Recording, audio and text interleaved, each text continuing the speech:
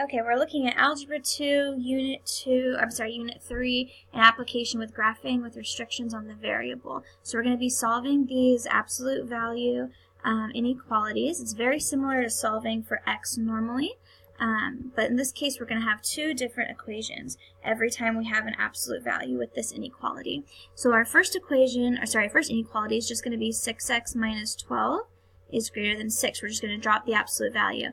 Now, we're also going to have a second equation where we have 6x minus 12, so nothing on this side changes. But now we're going to flip the inequality and change the sign of the number over here. And now we're just going to solve each of these like we would normally solve for x. So we'd add 12 to both sides. 6x is greater than 18. Divide by 6. And we get x is greater than 3. Here, add 12, add 12.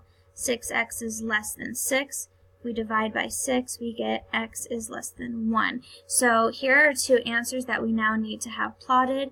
Since there is no equal sign under here, that means that these are all open circles, which they are. So now we need to find where x is greater than 3. So that's right here. That's good so far. And less than 1. That is also right here. So this would be our answer. This one, it's not in between, and yeah, so these would all be different sorts of inequalities here. This would have to be the inequality of x is greater than 1 and x is less than 3, because that's what falls in the middle here. Okay, let's continue. We'll do one more of these. So same thing, we're going to make two equations. Negative 2x plus 5 is greater than 3, and then negative 2x plus 5 is less than negative 3. So we're going to, subtract 5 from both sides to get negative 2x is greater than negative 2.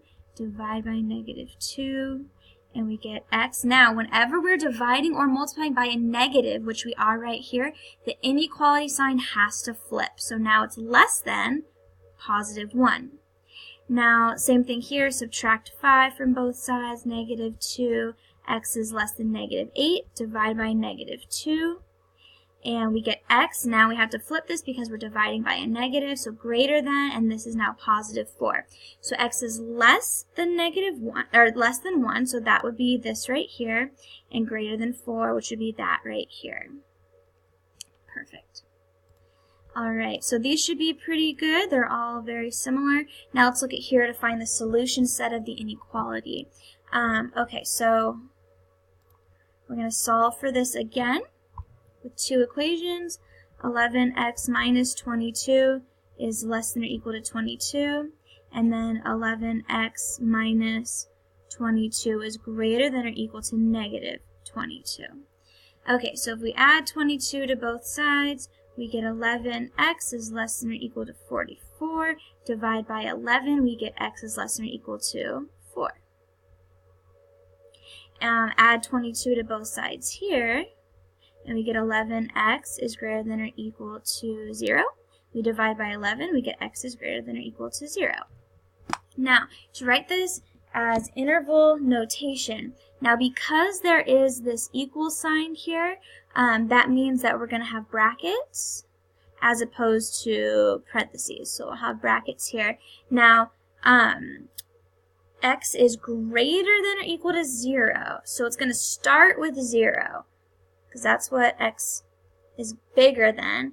And then it ends with 4, because x is less than or equal to 4. So our interval notation is going to be brackets 0, 4. So bracket 0, 4, and that is right. Okay, hopefully this was helpful.